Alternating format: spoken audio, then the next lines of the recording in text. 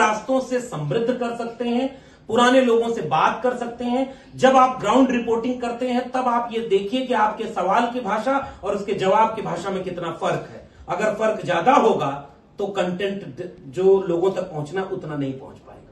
भाषा का मतलब ये नहीं कह रहा हूं कि कोई ब्रज बोल रहा है तो आपको भी ब्रज सीखनी होगी, अभिधा में नहीं लेना है, लेकिन उस बात को उस लहजे तक ले जाना होगा। तो मुझे लगता है कि बात पूरी हो जाएगी। किताब पढ़ें, खूब लिखें और सौंदर्य बोध डेवलप करें। और मैं फिर से कह रहा हूं, अगले बहुजन यूट्यूबर मीट के समय अगर फिर से मिलें तो पिछले सालों के अपने थंबनेल का रंग देख लीजिएगा, और अगली बार जब आप आएंगे तब देखिएगा कि आपकी भाषा, आपके थंबनेल में कलर कॉम्बिनेशन, आपके थंबनेल का लैंग्वेज कितना बदल पाया। आप भले सरकार मत गिराने की थंबनेल लगाइए, काम ऐसा करिए कि अपने आप गिर जाए। थंबनेल लगाने की क्या जरूरत है। तो मुझे लगता है कि मैंने अपनी बात पूरी कर ली। बहुत बहुत शुक्रिया और सुमित को बहुत धन्यवाद। कोई सवाल जवाब होगा तो बात करेंगे। और मुझे लगता है कि इस बहुजन यूट्यूबर मीट का एक कामयाबी इस बात के लिए भी है कि उसने रीढ़ वाले देश भर के बिखरे अलग अलग इलाकों में काम कर रहे तमाम लोगों को एक जगह इकट्ठा कर लिया है। और मुझे जब से पता चला, कल सुमित से बात हो रही थी तो उन्होंने भी बताया कि जो एंट्रीज आई हैं वो पूरे देश के अलग अलग कोनों से आई हैं।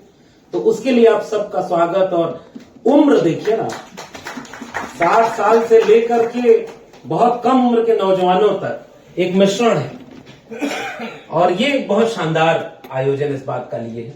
लेकिन एक प्रोफेसर जिससे अगर आज भी आप पूछेंगे कि आपके दिल का सबसे करीबी पेशा क्या है, तो मैं आज भी कहूंगा कि मैं अपने विश्वविद्यालय में प्रोफेसर होना चाहता हूं। लेकिन हाँ, चूंकि वो परिस्थितियां नहीं है इसलिए हम वहां नहीं है जहां हमें होना चाहिए था, लेकिन हम वहां हैं जहां वो नहीं होने देना चाहते लोगों के दिलों में, लोगों के जहन में और लोगों के यकीन और भरोसे में। और इसलिए मैं आज आपके बीच में हूं।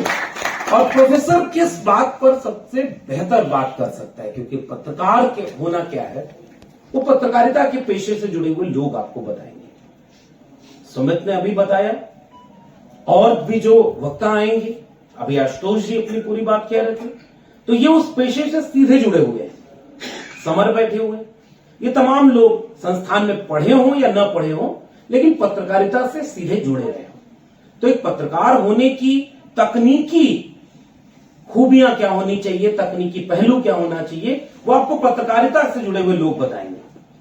और मेरा कोई दावा नहीं है कि फिलहाल मैं कोई पत्रकार हूं, लेकिन जिस वक्त पत्रकार इतने बुरे हो गए कि वो जनता के बीच न जाए, कल्पना करिए आप ऐसी पत्रकारिता कभी सोच सकते हैं कि जो देश के कथित तौर पर सबसे बड़े पत्रकार होने का दावा करते हैं, जिस झूठी टीआरपी के दम पर वो देश के सबसे अव्वल पत्रकारों में अपनी गिनती शुमार करते हैं, उन लोगों की स्थिति यह है कि वो जनता के बीच अपना माइक लेकर के नहीं जा सकते। वो अपने आम जनता जिसके दम पर वो पत्रकार बने हैं, उनके बीच अपना माइक लेकर के नहीं जा सकते, क्योंकि उन्होंने अपना यकीन, अपना भरोसा खो दिया है। और कुछ पत्रकार तो आज की तारीख में ऐसे हैं, आज जब मैं आपसे बात कर रहा हूं तो देश में पत्रकार ही नहीं, प्रोफेसर भी जेलों में बंद हैं, मुकदमा झेल रहे हैं।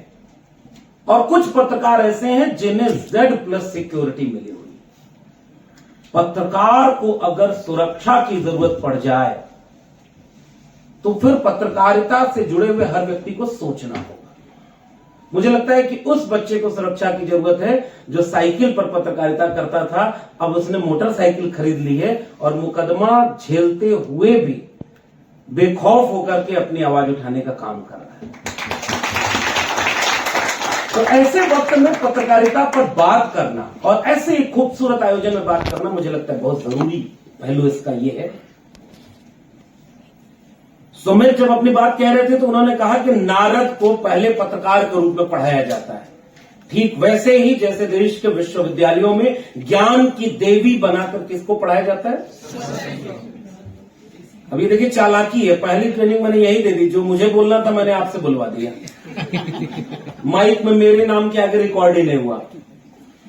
चालाकी उन्हीं को थोड़ा ही आती है कि देश के गद्दारों को फिर सामने से आवाज है। और टीवी पर बैठकर उनका प्रवक्ता कहता है कि नेता ने थोड़ा ही बोला था गोली मारने की बात, वो तो जनता ने बोला था। समझ रहे खेला? जी जी।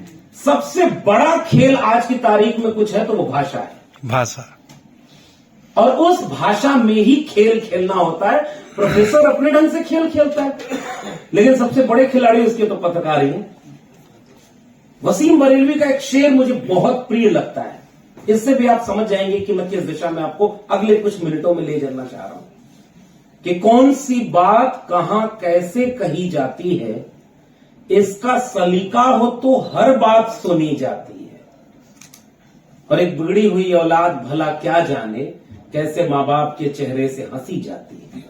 तो कहने का मतलब यह है कि कौन सी बात कहां कैसे कहना है। मेरी बातचीत का यही बिंदु कि जब आपके शैक्षणिक संस्थानों में मिथकों के जरिए कहानी सुनाई जाए कि नारद जिनका वजूद था या नहीं था, यह भी प्रमाणित नहीं है, और वो पहले पत्रकार है, तो देश के विश्वविद्यालयों में क्या होगा? आज जिन्हें प्रोफेसर होना चाहिए वो विश्वविद्यालयों से बाहर हैं, और मैं केवल अपनी बात नहीं कर रहा हूं, ऐसे तमाम लोग बाहर हैं, और जिन्हें कोई नहीं पूछता, जिनके पास शुद्ध लिखने को कह दो तो एक पन्ना लिख नहीं पाएंगे, उनकी भाषा इतनी खराब है, उनकी समझदारी इतनी खराब है, लेकिन वो एक खास किस्म के ढांचे में शर्तों को पूरा करते हैं, तो इसलिए वो विश्वविद्यालयों में प्रोफेसर ही नहीं वाइस चांसलर तक बने हुए हैं। मेरे वाइस चांसलर का एक दिन एक फोटो आया कि उसने अपनी ऑफिस के पास एक कार्यक्रम किया, और जिसमें आप गूगल करेंगे तो मिल जाएगा, दिल्ली विश्वविद्यालय का कुलपति जय श्री राम का नारा लिखा हुआ है, और उसके सामने हवन हो रही है, हिंदू अध्ययन केंद्र की स्थापना हो रही है, और उसमें बैठकर हवन कर रहा है एक कुलपति देश के सरकारी पैसे से चलने वाले एक सरकारी संस्थान का। फिर उस देश में क्या कोई निष्पक्षता उस विश्वविद्यालय के भीतर बची क्या? अब ये पत्रकारिता में बहुत आराम से यही रवैया, यही चीजें चली गई है। इसलिए एक तबका जो आज की तारीख में सबसे ज्यादा ताकतवर है वो सत्ता के पक्ष वाला है, इसलिए वो अपनी भाषा वही बनता है जो भाषा सत्ता की होती है। एक उदाहरण से समझते हैं। विपक्षी दलों का 2024 में एक गठबंधन बना और उसने अपना नाम रखा INDIA। सोच के रणनीति बना के उसने उसका नाम क्या रखा? इंडिया।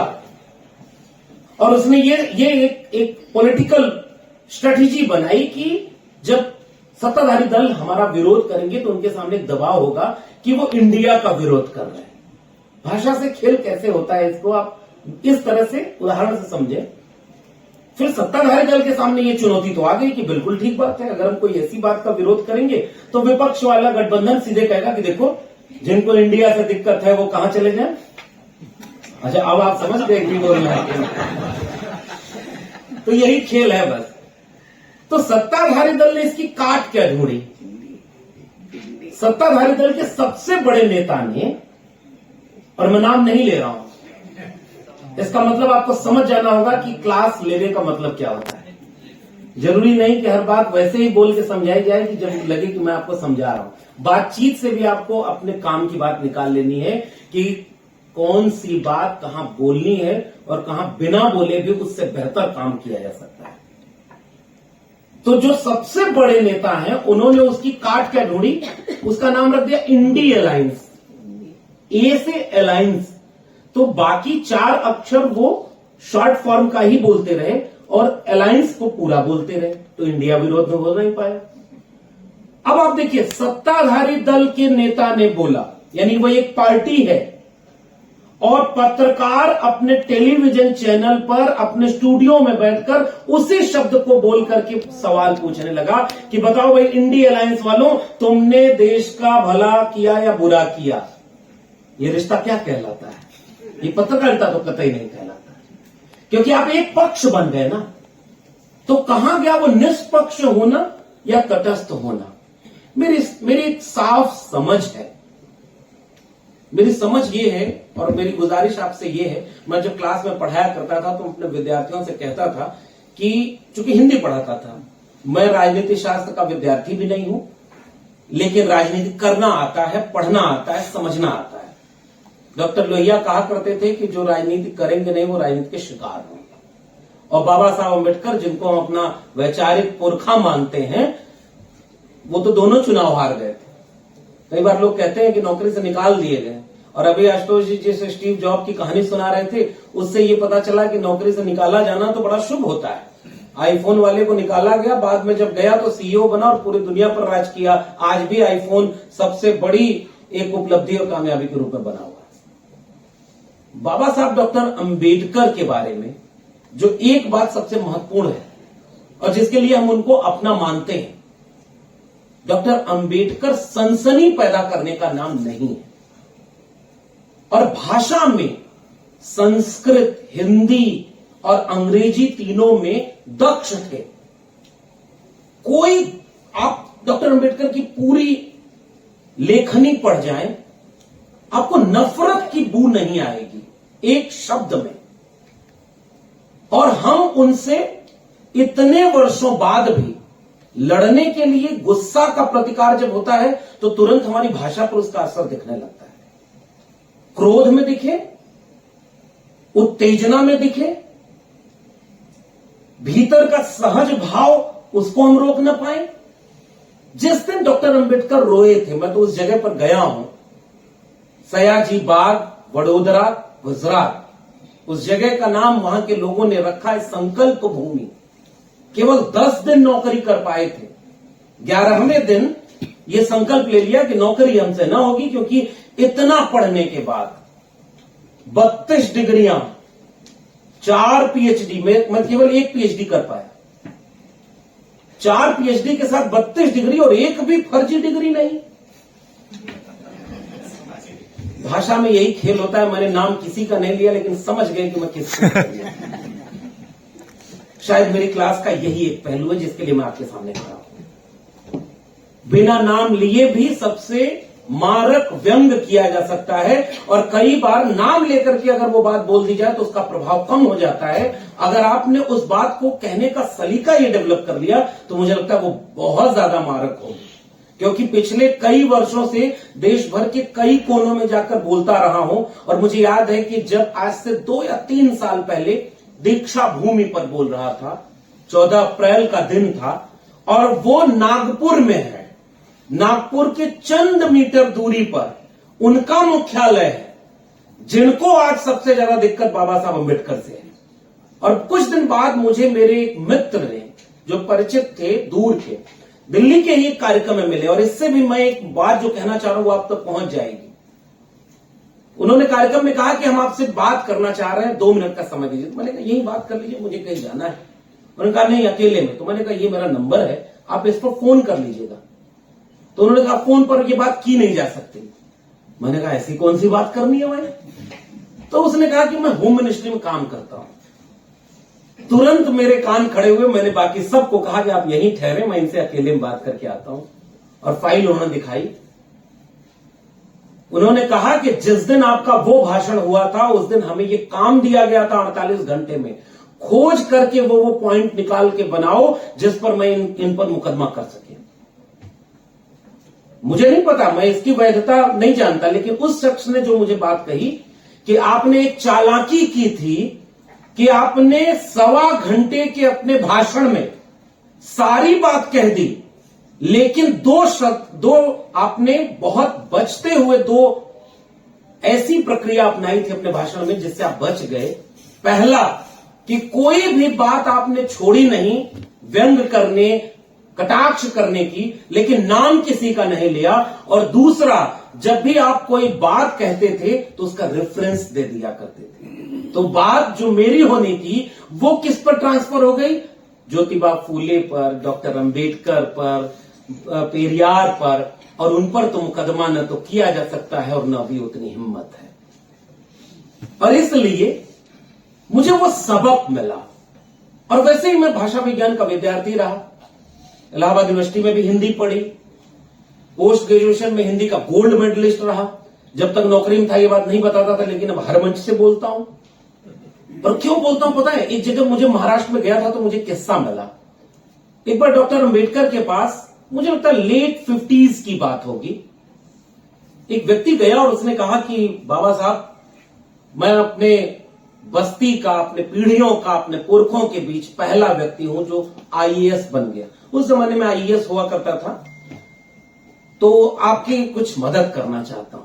डॉक्टर अंबेडकर ने बोला कि क्या मदद करोगे, तो हमारे घर जाते हो, गांव जाते हो अपनी बस्ती में? उसने कहा नहीं। तो डॉक्टर अंबेडकर ने कहा कि हर 15 दिन, महीने पर अपनी बस्ती में जरूर जाया करना, और जो सरकारी गाड़ी मिली है, जो बत्ती मिली है, और जो ड्रेस अपना सूट बूट पहनकर, वो पहनकर जाया करना, और कोई काम नहीं, ताकि तुम्हारे समाज के लोग देखकर ये महसूस करें कि वो हमारे बीच का है, और जब वो इतना ताकतवर हो सकता है तो हम भी क्यों नहीं हो सकते। तो फिर हमें तो अपनी ताकत बतानी होगी। और हम ये जानते हैं कि जिस समय जंगे आजादी चल रही थी, इस देश के बड़े नेता कपड़ों का त्याग कर रहे थे जिनका अपना पक्ष था, और डॉक्टर अंबेडकर सूट बूट पहन करके खड़े थे, ताकि मेरे समाज के लोग देख करके वो कॉन्फिडेंस लें कि कपड़ा बनाया हमने, इसको पैदा किया हमने, समाज बनाया हमने, खेत खलिहान बनाए हमने, इमारतें बनाई हमने। तो फिर हम उसका उपयोग क्यों न करें। क्योंकि कुछ दिन पहले मुझे पता चला कि मेरे जूते की कीमत भी बताई जा रही थी, और सुमित भाई तो इसके शिकार बहुत होते रहे हैं कि भाई पहली पीढ़ी का पत्रकार है, जहाज में घूमता है, अच्छा कपड़ा पहनता है। ये उस पत्रकारिता की शर्त है। अब ये पहलू क्या है, भाषा से जुड़ा हुआ है कि जब उस व्यक्ति ने कहा कि आपने रेफरेंस देकर के कोई कोट किया, मुझे लगता है कि आज की तारीख में जब ये नौजवान बोल रहा था कि 2 मुकदमे उस पे हुए तो हमारे पे भी हैं, लेकिन अब वो मुकदमे सामाजिक और इस तरह की चीजों के होते। इससे किसी को ये ताली बजवा करके सेमिनार में प्रोत्साहित नहीं कर देना है कि ये यूट्यूबर मीट के बाहर जब लोग निकले तो बाकी सब पूछें कि यार हमारे पे मुकदमा नहीं हुआ, लगता है अच्छी पत्रकारिता नहीं कर रहे। यहां नहीं ले जाना है इस बातचीत को। मुकदमा होना शर्म की बात नहीं है, लेकिन गर्व की भी बात नहीं है। हम अगर हक और सच की बात करेंगे, और मैं कहते हुए कह रहा हूं, मेरे ऊपर भी है, लेकिन मैं ये जानते हुए कह रहा हूं कि ये इसे बुलाना नहीं है, बच करके। और जो पूरे 2 दिन की ट्रेनिंग में मुझे लगता है सबसे बुनियादी पहलू इसका यही है, मुकदमा होने से बचाने वाली सबसे महत्वपूर्ण बात क्या है। उसका एक हिस्सा इन दोनों वक्ताओं ने कह दिया, उसके तकनीकी पक्ष को, कि आप खबर कैसे बनाएं, कहां से उसकी वैधता लें, कहां से उसे पुष्ट करें कि वो गलत ना हो। मैं आपसे भाषा वाले सेगमेंट में केवल ये कहना चाहता हूं कि वो सारा आधार जो आपको मुकदमे या विरोध या उत्तेजना से बचाएगा और आपकी पत्रकारिता की गुणवत्ता को बेहतर करेगा, वो आपकी भाषा है। और उसमें बचने का तरीका यह है कि हम उद्धरण देकर, कोटेशन की तरह अपनी बात क्यों न कहें। मैंने भाषण मेरा बहुत वायरल हुआ, जैसे बाल काटना नाई का धर्म नहीं धंधा है, जैसे कपड़े का काम करना धोबी का धर्म नहीं धंधा है। और उसमें जोड़ते जाइए, मैं तो कई बार भाषण में वो खेल करता हूं, क्योंकि वो गलत तो है नहीं, मंशा वही है। वैसे ही दान दक्षिणा पर नहीं, हमने वो भी नाम नहीं लिया था। यही मैं चाह रहा था कि आप ये बोले। महात्मा फूले ने अगर लिखा है तब मैं बोलूंगा, और अगर फूले ने नहीं लिखा है उसके बाद मैं बोल दूं और नीचे लिखूं ज्योतिबा फूले, तो फिर रेफरेंस तो देना पड़ेगा कि कहां बोला। एक बार मेरे ही ऊपर एक बात आ गई थी। तो ये करना है कि मुझे लगता है मुश्किल से मुश्किल बात, कड़ी से कड़ी बात, सामाजिक हो, सांस्कृतिक हो या पत्रकारिता की हो, उसे भी अगर मौका मिले तो अपने वैचारिक पुरखों के किसी किताब से, किसी उद्धरण से कोट करके क्यों ना अपनी बात कह दी जाए। और जो बात आपके ऊपर नहीं आएगी, अपने उन नायकों के ऊपर आएगी जिनकी मूर्ति पर माला वो भी पहनाते हैं, जो आपको जेल में डालने की बात करना चाहते हैं। और दूसरी बात कि बिना नाम लिए भी बहुत कुछ कहा जा सकता है। इसलिए मैंने जो बिंदु बनाए हैं उसमें यह है कि खबर क्या है ये पत्रकार आपको बताएंगे, लेकिन खबर कैसे कहनी है, कैसे उसको लोगों के बीच कहना है, उसे तो आपको तय करना होगा, वो डेवलप करना होगा। किसके लिए खबर बना रहे हैं आप। अगला बिंदु, इससे तय होगा कि आपकी भाषा क्या होगी। मिसाल के तौर पे अब मैं खुद को लोगों के बीच जाते हुए महसूस करता हूं कि हर जगह बोलना, मैं बोलने के लिए जाना जाता हूं, लेकिन मैं लिखता हूं और उससे ज्यादा मैं पढ़ता हूं। और ये मैं अपने लिए नहीं कह रहा हूं, ये आपके लिए कहना चाहता हूं कि भाषा तब तक अच्छी नहीं होगी जब तक आपके पढ़ने का प्रतिशत आपके बोलने और लिखने से दुगना ना हो। 15 मिनट का एक शो बनाने के लिए, और चूंकि सुमित ने आयोजित किया है तो रेफरेंस सुमित का ही ले लेते हैं। सुमित वो शुरुआती लोगों में है जो एक प्रोफेसर को बिगाड़ने में इनकी बड़ी भूमिका है कि आप भी अपना एक चैनल बना लो, इतना अच्छा बोलते हो। और सारा तकनीकी पहलू तो इन्होंने ही समझाया, और ऐसे एक दो और मित्र थे। इसी से नौकरी गई ना। लेकिन मैं कहूंगा कि नौकरी जाने के बाद उसी से तो सामने खड़ा हूं ना।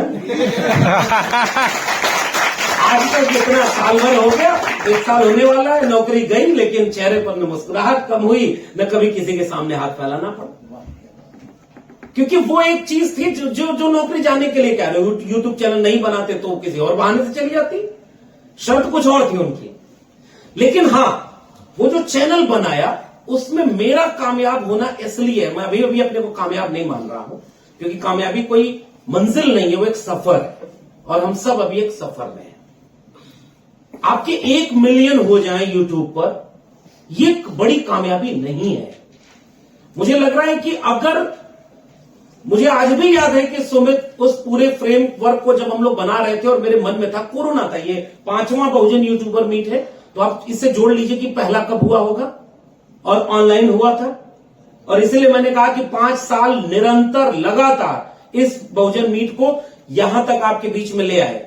तो सबसे बड़े यूट्यूबर बहुजन लोगों के बीच सुमित नहीं है, और भी लोग बहुत बड़े बड़े हैं, उन्होंने और भी बहुत बड़े बड़े काम किए होंगे, लेकिन इतने बड़े समुदाय को देश भर से इकट्ठा करके 5वीं बार लगातार ट्रेनिंग प्रोग्राम चला करके अपने जैसे और कई लोगों को बनाने में अपनी भूमिका निभाने के लिए इनको बधाई देना चाहिए।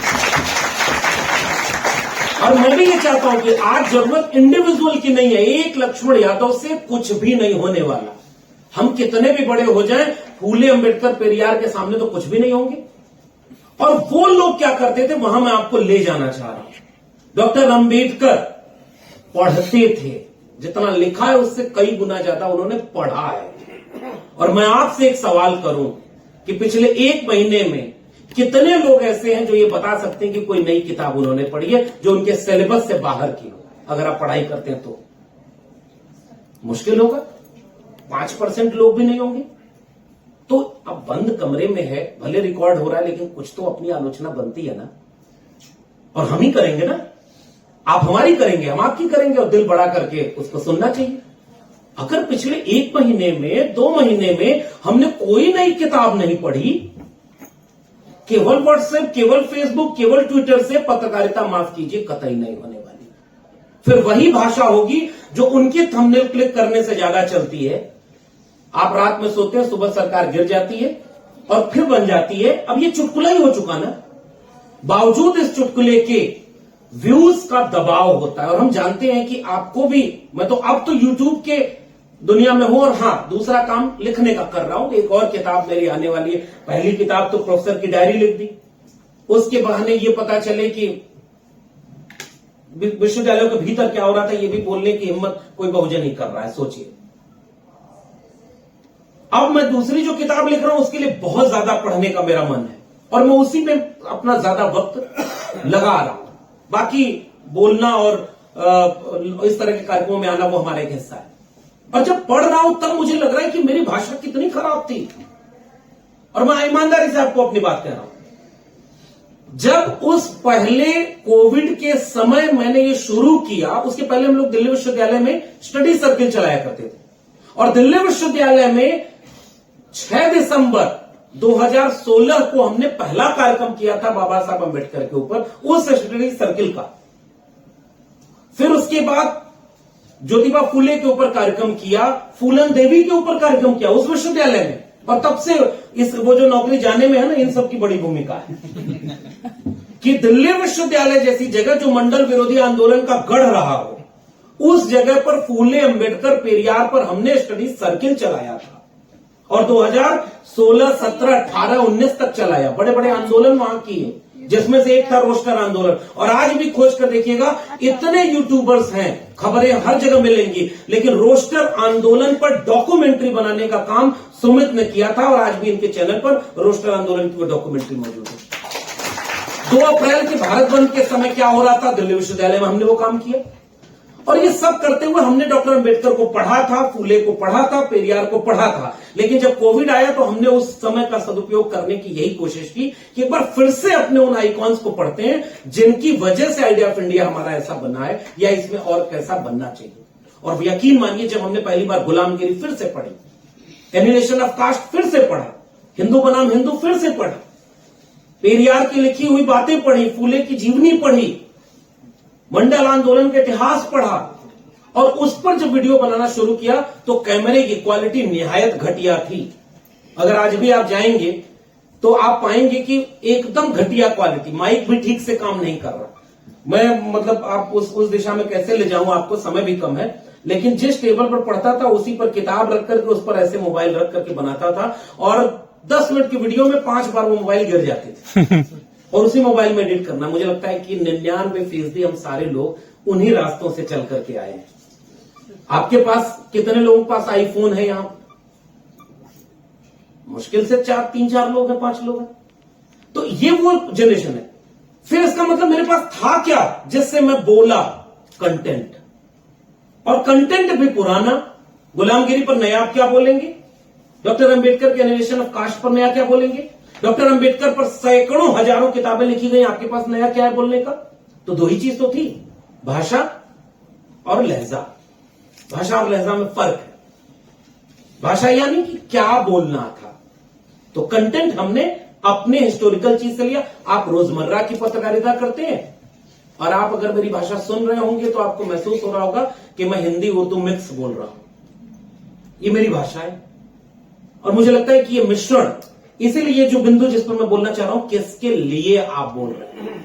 तो जब मैंने अपने चैनल पर एनिहिलेशन ऑफ कास्ट पर वीडियो बनाई, गुलामगिरी पर वीडियो बनाई, तो मैंने केवल एक कोशिश की, जिसके लिए मैं ये वीडियो बना रहा हूं, क्यों ना उसकी भाषा, उसके लहजे में बात करूं। वहां विद्वता दिखाने का कोई अर्थ नहीं।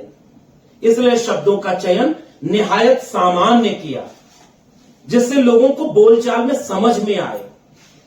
और फिर आज भी सबसे ज्यादा देखी जाने वाली वीडियोस में से गुलामगिरी और एनिहिलेशन ऑफ कास्ट वाली मेरी वीडियो, वो भी मिलियंस के ऊपर देखी गई। इसका मतलब क्या है, मैं क्या कहना चाह रहा हूं आपसे, वो ये कि आप पत्रकारिता कर रहे हैं रोजमर्रा की, आपको गुलामगिरी पर नहीं बात करनी है, जायज। लेकिन आप जो कंटेंट रोज बना रहे हैं उसमें किसके लिए आप संबोधित कर रहे हैं, अगर ये आपने पकड़ लिया तो उसके पहले का बैकग्राउंड आपके काम आ जाएगा। किताब पढ़ने का, अपनी भाषा को बेहतर करने का। और एक सुझाव मैं दूं, मैंने उस समय इसको अपनाया था, पूरी स्क्रिप्ट अगर न लिख पाए, किसी और को कॉपी कतई मत करिएगा। अगर कॉपी करते तो समर राज की शैली सुमित चौहान से अलहदा कतई न होती। और दोनों की अपनी शैली है, बिल्कुल अलग है। मेरी शैली बिल्कुल अलग है। और मैं फिर से कह रहा हूं कि मैंने अब तक जितना बोला है, जितना लिखा है, उसमें कोई ऐसा नई थ्योरी तो मैंने डेवलप कर नहीं दी जो फूले अंबेडकर पेरियार ने डेवलप नहीं की। फिर हमारी पहचान किस बात की है कि उस बात को किस तरीके से आप आसान करके लोगों तक पहुंचाने में कामयाब हो पाए। इसलिए किसी की कॉपी करना कतई नहीं, इसलिए किसी की भाषा कतई फॉलो नहीं की जा सकती। सबकी भाषा बिल्कुल अलग होती है। आप नए शब्दों का प्रयोग अपने ढंग से करिए, इससे तय होगा कि खबर क्या है वो आपने तय किया। खबर कैसे किस भाषा में जाए उसके लिए पॉइंटर्स बनाया करें, पॉइंट्स बनाएं। कहीं आप अगर ग्राउंड रिपोर्टिंग कर रहे हैं तब वहां स्क्रिप्ट नहीं जाती। आप जहां होते हैं कैमरा माइक कई बार अचानक निकाल करके तुरंत बोलना होता है, वहां स्क्रिप्ट नहीं बनाते। लेकिन मेरी गुजारिश उन दोस्तों से है जिनके पास समय है, वो अपने स्टूडियो में बैठे हैं, अपने कमरे में बैठे हैं, तो कम से कम 5 बातें 10 मिनट की वीडियो के लिए जरूर नोट कर लें। एक तारतम्य होगा, दोहराव नहीं होगा, ये कुछ बातें ध्यान रखनी होती है। पहले मिनट में जो भाषा बोली या जो बिंदु बोले हैं उसको 5वें मिनट में फिर से दोहराइए मत। 5 बातें बोलनी है तो 10 बातें वहां जुड़ के आ जाएंगी और 10 मिनट की एक अच्छी वीडियो अच्छी कंटेंट के साथ बन जाएगी। इसलिए, और मैं फिर से कह रहा हूं, जितना ज्यादा से ज्यादा पढ़ेंगे, ज्योतिबा फूले जो अखबार निकालते थे उसका नाम था दीनबंधु। ईवी रामास्वामी नायकर पेरियार जो अखबार निकालते थे, कई अखबार, 3 अखबार से ज्यादा था, उसमें सबसे महत्वपूर्ण अखबार था खुदी आरसू। बाबा साहब अम्बेडकर 5 अखबार निकालते थे, कंटिन्यू अखबार निकाले, बंद हुआ, फिर निकाले, फिर बंद हुआ। डॉक्टर लोहिया किताबें लिखते थे और बाद में सामयिक वार्ता करके अखबार निकाला करते थे। जितने भी आपके आइकॉन हैं उन सब ने खूब अध्ययन किया है और एक एक बिंदु को लिखा है। आज के यूट्यूबर्स से मैं फिर से एक सवाल और पूछता हूं। जैसे मैंने अभी पूछा कि पिछले 1 महीने 2 महीने में आपने कौन सी नई किताब पढ़ी, वैसे ही मैं अब आपसे एक सवाल और पूछता हूं। जो लोग स्कूल या किसी कोर्स में एडमिशन करने के उम्र से आगे बढ़ चुके हैं उनसे, कि आपने पिछले 1-2 महीने में 1.5-2 पन्ने कब लिखा, किस बात पर लिखा, किस विषय पर लिखा। सच बोलूं, अभी आप अगर थोड़ा सा फ्लैशबैक में जाइए तो आखिरी बार निबंध कब लिखा है सोच कर देखिए। वो किसी एग्जाम में लिखा था, पास हो गए, छोड़ दिया जी। अगर एक पत्रकार लिख नहीं रहा तो उसे पता कैसे चलेगा कि उसकी भाषा है कैसी। बोलने के समय तो एक ऑप्शन है कि उस अपने वीडियो को फिर से देखिए, लेकिन कई बार अपनी वीडियो खुद ही देखिए, अब इससे भी ज्यादा और अच्छे काम होंगे उसमें समय लगाने का मन करता है। लेकिन आपको पता है मैं अपनी वीडियो बार बार देखता हूं और मैं हर बार मुझे लगता है कि यहां ये शब्द बहुत गलत बोल दिया। दलाल जैसा शब्द मुझे लगता है कि मीडिया या एक अच्छे भाषण में होना ही नहीं चाहिए। उसकी जगह और भी बहुत सारे, जैसे 2 शब्द बिकाऊ। अब आप चुन कर बताइए कि इन 2 शब्दों में से बेहतर शब्द आपको सुनने में कौन सा लग रहा है। नेता का काम है बटेंगे कटेंगे, उनको बोलने दीजिए। कटेंगे पर रिपोर्टिंग करते हुए भी अगर आप 20 बार कटेंगे कटेंगे बोल रहे हैं तो इसका मतलब उसकी ही बात पुष्ट हो रही है और आपके ऑडियंस तक जा रही है। विरोध करने में भी उसी का प्रचार हो रहा है। इसलिए काट ढूंढनी होती है कई बार कि आप अपने शब्दों का चयन कैसे करते हैं। मैं फिर से कह रहा हूं, जो हमें सुनने में अच्छा न लगे वो हमारे कंटेंट में कैसे अच्छा होगा। और हमारे पुरखे कबीर पहले ही कर रहे हैं, ऐसी वाणी बोलिए मन का आपा खोए, औरन को शीतल करे आपो शीतल हो। अच्छा, जो आपको अच्छा नहीं लग रहा वो किसी और को क्यों अच्छा लगेगा। तो मेरी गुजारिश में बहुत लंबा बोलने की बजाय मुझे लगता है कि घुमा फिरा की यही बातें हैं, पढ़ना। और अगर आपने नहीं पढ़ा है तो किताबों की लिस्ट हम आपको दे देंगे और गूगल पे सब मौजूद है। ईमानदारी से सोचकर बताइए डॉक्टर अंबेडकर की पूरी जीवनी किसने पढ़ी, किस किताब से पढ़ेंगे। और सबसे ज्यादा जय भीम हम बोलते हैं, बाहर नहीं बोलूंगा अगली बार, क्योंकि हमें फिर कोटेशन नहीं मिलेगा, रेफरेंस नहीं मिलेगा, जहां मैं आपको ले जाना चाह रहा हूं। और कल्पना करिए, एक मैं छोटी सी बात और जोड़ दो पत्रकारिता के लिए, मैं फिर से कर रहा हूं, शानदार पत्रकार आपके बीच में आएंगे। मान लीजिए किसी रिपोर्टिंग में आप गए हैं, वहां कोई जगह ऐसी आपको मिली, तो थोड़ा कभी अपनी रिपोर्टिंग में रंगों का इस्तेमाल करिए, कभी म्यूजिक पर कोई बात करिए, कभी वहां के लोकल जो वहां के कल्चर से जुड़ी हुई चीजें हैं, कहीं चूड़ी बन रही होगी, कहीं कपड़े का काम हो रहा होगा, और ये कमेरा लोग 90% वही तो काम करते हैं। तो क्यों ना हम इतने बहुजन यूट्यूबर्स हैं, जैसे अब आखिर में मैं पूरी अपनी बातचीत को समेटूं, तो हम क्यों पत्रकारिता में, आज तो मैं तो मेरा मुख्य पहचान लेखक और यूट्यूबर ही दोनों की है। कल तक यूट्यूबर होना शर्म की बात थी, आजकल बड़े बड़े लोग नौकरी से निकाले जा रहे थे, यूट्यूबर ही बन रहे हैं और यूट्यूब में वो अपना काम कर रहे हैं। अच्छा, कई प्रोफेसर ऐसे हैं वो भी यूट्यूबर बनना चाहते हैं। दिल्ली विश्वविद्यालय का अपना एक यूट्यूब चैनल है। अब नहीं कोई देखता तो मैं क्या करूं, मुझे ज्यादा देखते हैं तो उसमें कंटेंट क्लिक करो। इसका मतलब यह है कि हम पत्रकारिता क्यों करना चाह रहे हैं, पैसा भी चाहिए।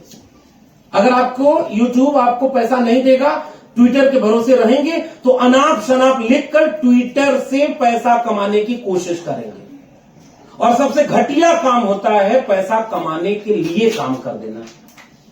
क्योंकि आज ट्विटर जब से पे आउट बढ़ाया है, सबसे ज्यादा गंध मच गई है ट्विटर पे कि नहीं, अनावश्यक रीच के लिए वो सारी चीजें हो रही है। लेकिन अब वो एक ऐसा जरिया जिससे पैसा भी आए, क्योंकि उसकी जरूरत है। पैसा आएगा तो किसी से समझौता नहीं करेंगे तो मालिक कोई नहीं होगा आपका। अब मैं अपनी बात को समेटते हुए आखिर में दो बातें कह रहा हूं। अखबारों की दुनिया वहां तक पहुंच गई, हिरन अपना इतिहास अगर नहीं लिखेंगे तो शिकारियों की गाथाएं ही इतिहास में दर्ज बनेंगी। चिनुआ अचेबे की बात कह दी। बाबा साहब अंबेडकर दो नहीं थे इस देश दुनिया में, अकेले थे। फूले अकेले थे, पेरियार अकेले थे, लोहिया अकेले थे, मंडल कांशी राम अकेले आए, लेकिन कुछ ऐसा किया। मैं आपसे ये कहना चाह रहा हूं कि हमारे पास इतनी भीड़ है, मैं भीड़ ही कह रहा हूं, अगर इसमें गुणवत्ता